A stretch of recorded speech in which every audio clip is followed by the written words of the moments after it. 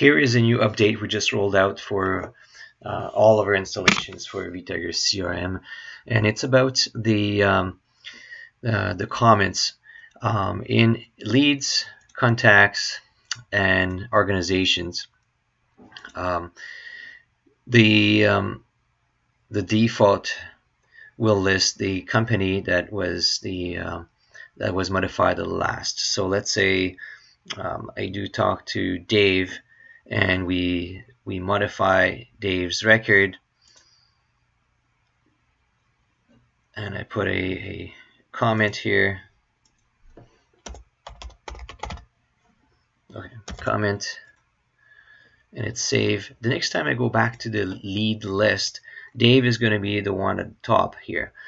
So it's pretty practical because you know who were the people that were contacted the last. So you can always go at the end of your list and see who's haven't been touched on the furthest. Now the issue was that, let's say I pick up Luke here, and I call Luke, and I put a comment here that I left a message, and I click post.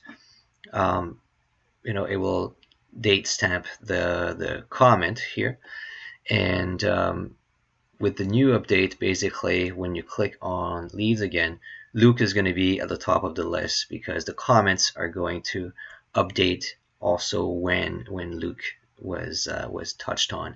So basically any kind of activities. As per the standard install, you have to modify something within the record itself for it to be modified. So I got run here. If I change the lead source to conference, and then it will put run right here as the latest one. But the issue is with the comments. With the standard installed, if you put a comment, it won't modify the date of your record. So what's really useful is to anytime something happened, if a comment is being posted, it means we've opened that record, we did something with it. So that's the that's the thing.